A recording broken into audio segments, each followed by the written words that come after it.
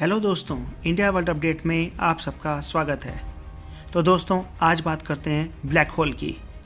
आखिर ये black hole होता क्या है?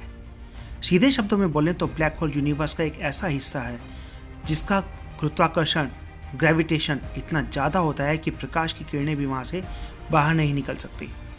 क्योंकि इसको हम डायरेक्ट नहीं देख सकते हैं, इसलिए इसे ब्लैक होल कहा जाता है। वह जगह जहाँ से प्रकाश भी बाहर नहीं आ पाता है उसको इवेंट ओरिजिन कहते हैं।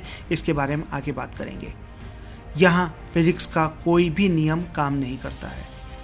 अब इतना तो आप जान ही गए हैं कि ब्लैक होल आखिर है क्या, पर ये बनता कैसे है, इसके बनने और ख़त्म होने के पीछे स्टार्स का क्या कनेक्शन है। यह समझने के लिए आपको एक स्टार के बारे में समझना होगा।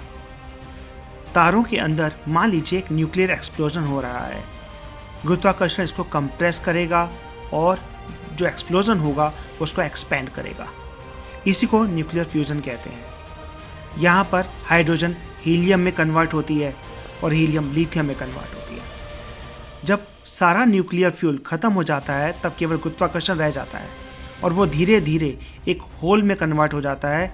इसके बाद वो आसपास की सारी चीज़ों को अपनी तरफ खींचने लगता है और इस खिंचाव से कुछ भी नहीं बच सकता।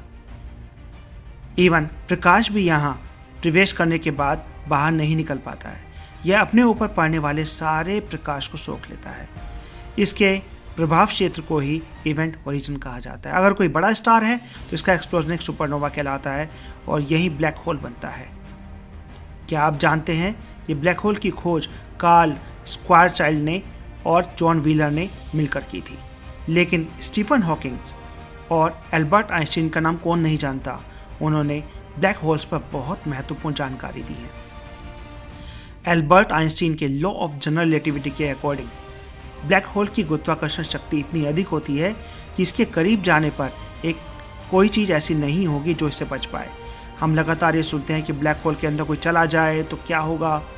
विज्ञान का मानना है कि ब्लैक होल तक पहुंचने से पहले ही हम जलकर राख हो जाएंगे, लेकिन अगर किसी तरीके से उसके अंदर पहुंच भी गए तो किसी को ये नहीं मालूम कि उसके अंदर है क्या उसके अंदर कोई और प्लेनेट है या उसके अंदर कुछ और। ये अभी तक रहस्य ही बना हुआ है। स्टीफन हॉकिंग्स ने ब्लैक होल के बाहरी हिस्से होरिजन के बारे में बताया था। हॉकिंग्स के खोज के अनुसार ब्लैक होल रेडिएशन के चलते पूरी तरह वेटलेस होकर गायब हो जाता है। दोस्तों, अब बात करते हैं कि ब्लैक होल कितना बड़ा होता है। कुछ ब्लैक होल तो बहुत छोटे होते हैं, मगर कुछ इतने बड़े होते हैं कि वो सुपरमैसिव बन जाते हैं। गैलेक्सी के सेंटर में स्थित कुछ सुपरमैसिव ब्लैक होल सूर्य से करोड़ों अरबों ज़्यादा वेट वाले होते हैं और इनका विशाल गुरुत्वाकर्षण आसपास मौजूद भारी मात्रा में गैस और धूल और यहाँ तक कि तारों तक को निगल जाता है।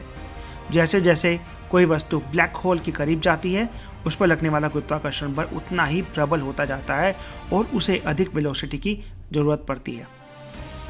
तो अब यही बात होती है इवेंट ओरिजिन की। इवेंट ओरिजिन वो जगह है जहाँ किसी वस्तु को प्रबल गुरुत्वाकर्षण से निकलने के लिए प्रकाश की गति से भी अधिक गति की आवश्यकता होती है। और चूंकि आइंस्टीन के अनुसार अंतरिक्ष में प्रकाश की गति से तेज कुछ भी नहीं चल सकता है, अतः इसका अर्थ है कि ब्लैक होल का इवेंट ओरिजिन एक ऐसा पॉइंट है जहाँ से कुछ भी वापस नहीं आ सकता। तो दोस्तों, अगली वीडियो में हम फिर मिलते हैं और इंटरेस्टिंग फैक्ट्स के साथ।